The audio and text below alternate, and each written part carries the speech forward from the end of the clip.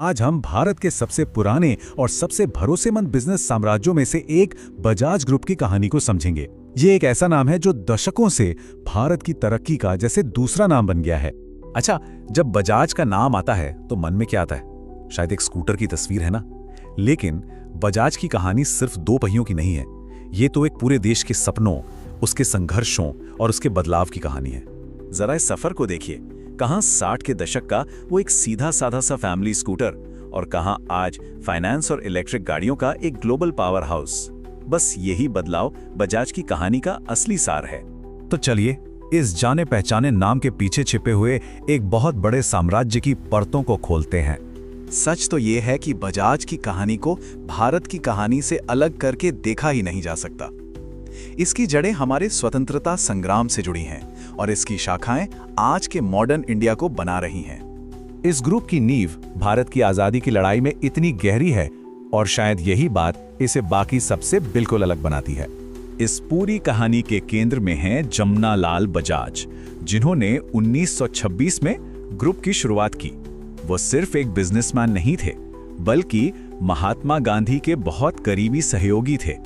और इसी रिश्ते ने, इसी सोच ने बजाज ग्रुप की नैतिक बुनियाद को तैयार किया। और उनकी ये सोच कि व्यापार सिर्फ मुनाफे के लिए नहीं बल्कि समाज की सेवा के लिए भी होना चाहिए, ये कोई किताबी बात नहीं थी। ये तो जैसे ग्रुप का डीएनए बन गई, जो आज भी कंपनी के हर बड़े फैसले में झलकती है।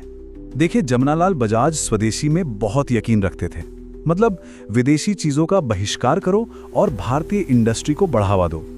उनका साफ मानना था कि भारत की असली आजादी आर्थिक आत्मनिर्भरता से ही आएगी, और यही सोच बजाज ग्रुप की बुनियाद बनी। तो सवाल यह है कि यह मजबूत विचारधारा एक ऐसे प्रोडक्ट में कैसे ढल गई जिसने पूरे भारत को पहिए दे दिए। यहीं से बजाज के घर घर तक पहुंचने का सफर शुरू होता है। जरा उस दौर की कल्पना कीजिए। आजादी के बाद का भारत, एक नया देश जो अपने पैरों पर खड़ा हो रहा था। उस वक्त बजाज स्कूटर सिर्फ एक गाड़ी नहीं था, वो तरक्की, उम्मीद और एक बेहतर भविष्य का सिंबल था। और हाँ, इसे खरीदना कोई मामूली बात नहीं थी। अरे, लोगों को सालों साल इंतजार करना पड़ता था, और जब स्कूटर घर आता था ना, तो समझिए पूरे मोहल्ले में जश्न मनता था। चेतक, प्रिया, ये सिर्फ स्कूटर के मॉडल नहीं थे, ये तो भारतीय परिवारों की यादों का एक अटूट हिस्सा बन गए। ये वो गाड़ियां थी जिन्होंने पीढ़ियों को स्कूल, दफ्तर और उनके सपनों तक पहुंचाया। लेकिन देखिए, बाजार कभी एक जैसा नहीं रहता, और एक महान कंपनी की पहचान यही होती है कि वो वक्त के साथ कैसे बदलती है, और बजाज ने भी खुद को बदला। कंपनी ने बहुत सही वक्त की नब्ज को पकड़ा। उन्होंने समझा कि देश का युवा बदल रहा है, उसकी उम्मीदें बदल रही हैं। तो परिवार के भरोसेमंद चेतक से युवाओं की धड़कन पल्सर तक का ये सफर एक बहुत ही साहसी और जबरदस्त कदम था, जिसने बजाज को एक नई पहचान दे दी। और ये कहानी सिर्फ भारत में ही नहीं रुकी। आज की तारीख में बजाज 70 से भी ज्यादा देशों में मौजूद है, और ये भारत की सबसे बड़ी टू व्हीलर एक्सपोर्टर कंपनी है। मतलब ये एक सच्ची ग्लोबल इंडियन स्टोरी है। पर कहानी यहां खत्म नहीं होती। बजाज ग्रुप का मतलब अब सिर्फ गाड़ियां नहीं है, बल्कि ये उससे कहीं ज्यादा है। आज बजाज ग्रुप सिर्फ सड़कों पर नहीं, बल्कि लोगों की जिंदगी के लगभग हर हिस्से में है। बजाज फिनसर्व के जरिए ये फाइनेंस और इंश्योरेंस की दुनिया का एक बहुत बड़ा खिलाड़ी है, और बजाज इलेक्ट्रिकल्स के जरिए ये करोड़ों भारतीय घरों की जरूरत बन चुका है। इतना कुछ बदलने के बाद भी पता है क्या नहीं बदला? वो एक मूल सिद्धांत, ये विश्वास कि एक अच्छी साख, एक अच्छी रेपुटेशन मुनाफे से कहीं ज्यादा बड़ी चीज है। और यही सोच आज भी उनके हर काम को दिशा देती है। तो अब सवाल आता है भविष्य का। एक सदी की इतनी मजबूत विरासत के बाद ये ग्रुप आगे क्या देख रहा है? आज इस विरासत की कमान है अगली पीढ़ी के हाथों में।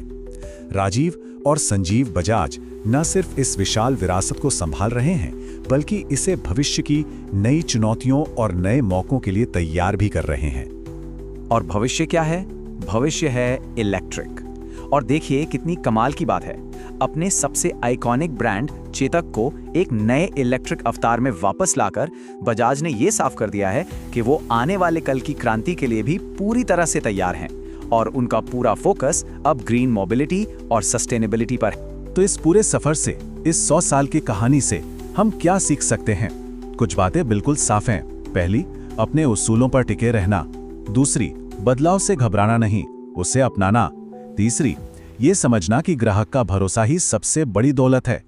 चौथी, समाज के साथ मिलकर आगे बढ़ना। और पांचवी, हमेशा लंबी दौड़ के बारे में सोचना। और ये पूरी कहानी हमें एक बहुत ही दिलचस्प सवाल पर लाकर खड़ा कर देती है। आज की इस तेज तरार दुनिया में, जहां हर दिन कुछ नया हो रहा है, रोज नई कंपनियां आ रही हैं, जा रही हैं, क्या ऐसे में विश्वास और भरोसे की एक सदी पुरानी विरासत ही किसी कंपनी की सबसे बड़ी, सबसे मजबूत ताकत हो सकती है? इस पर जरूर सोचिएगा।